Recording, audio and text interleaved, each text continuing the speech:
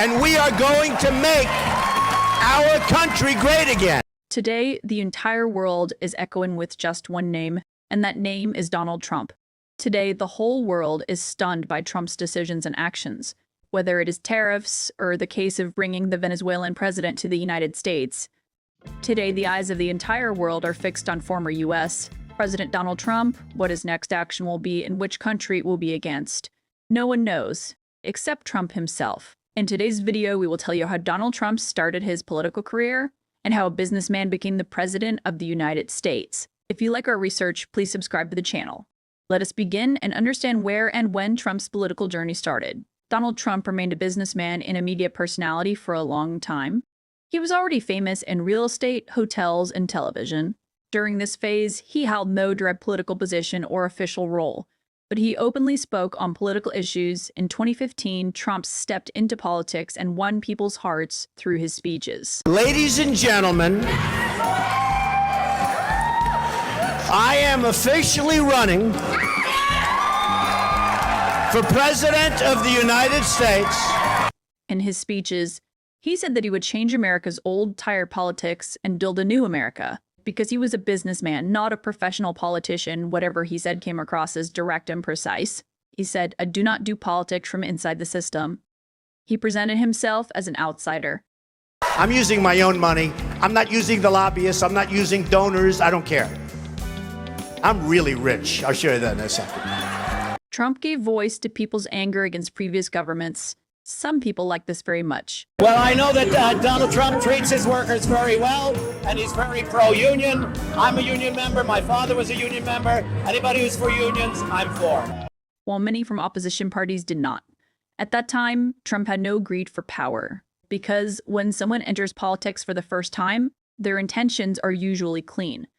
At that stage, people speak openly, talk about rights, and think about doing things for the public. These thoughts were resonating strongly with the people. Donald Trump's journey did not begin from a party office, but from business, media, and public statements. Trump's most famous and historic speech took place on June 16, 2015, at Trump Tower in New York.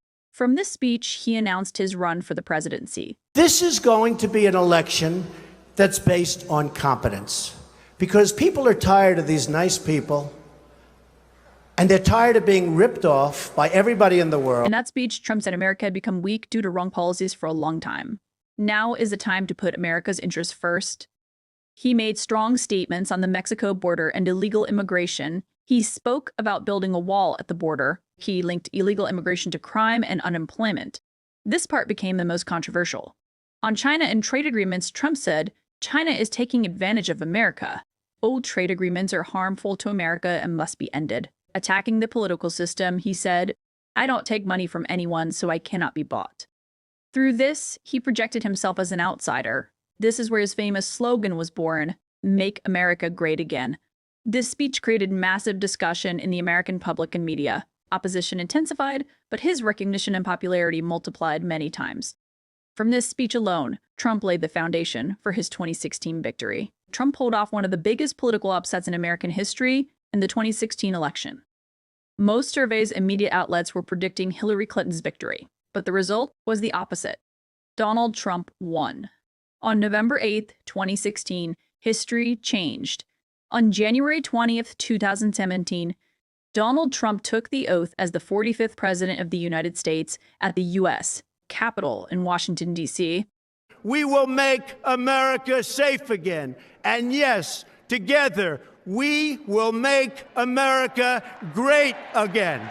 Thank you. In this way, a businessman became president of America for the first time.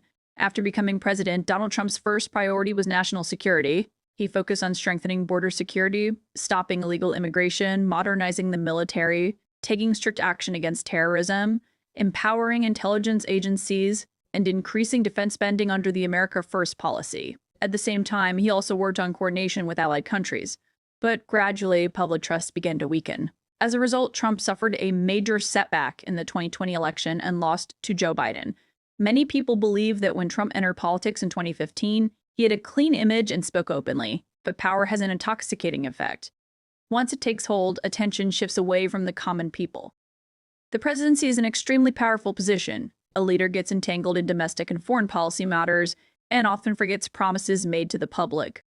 This became one of the reasons for Trump's defeat in 2020. However, Joe Biden also failed to fully satisfy the public. After winning in 2020, Biden's major weaknesses were questions about age and health, inflation and economic pressure, dissatisfaction with immigration policy, criticism over the Afghanistan withdrawal, and weak public communication. Because of these reasons, public trust declined by 2024 and Biden lost.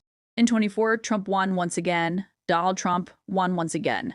Trump took the oath for the second time on January 20th, 2025, at the U.S. Capitol in Washington, D.C., and began his second term. We, the citizens of America, are now joined in a great national effort. After returning for a second term, Donald Trump's posture appears more aggressive than before. Whether it is tariff policy, strengthening immigration and customs enforcement, ICE, or making tough foreign policy decisions, Trump's stance sends a clear message. Now he wants to act without hesitation, with speed, and by applying pressure. First, let us talk about tariffs. Trump believes that strict import duties protect American industries and workers. That is why economic pressure has been increased on countries like China. Critics see this as a risk to global trade, but supporters see it as concrete America First action. The second major front is strengthening ICE. To crack down on illegal immigration, ICE is being given more authority, resources, and political backing. Supporters believe this strengthens law and order. Opponents argue it increases social tension, protests, and human rights controversies. That is why clashes between the federal government and cities or states are visible. In foreign affairs as well, Trump's approach is tougher than before. He sets clear conditions for allies and does not hesitate to pressure rivals. His diplomacy is deal-based and power-driven, either negotiation or confrontation. Overall, Trump's politics this time appears aggressive, not defensive. He wants to signal to supporters that after returning to power, he will be faster, tougher, and more decisive. This posture presents him as a strong leader. Tariff is my favorite word. I said my favorite word of every word is tariff. I've loved it for 40 years. I came here many years ago. But also creates controversy inside America and around the world. Up to this point, I have explained Trump's journey in detail. Now, you decide for yourself and tell us in the comments, do you think Trump can win a third time in the next election? If you liked this real story, please subscribe, like, and comment. Thank you.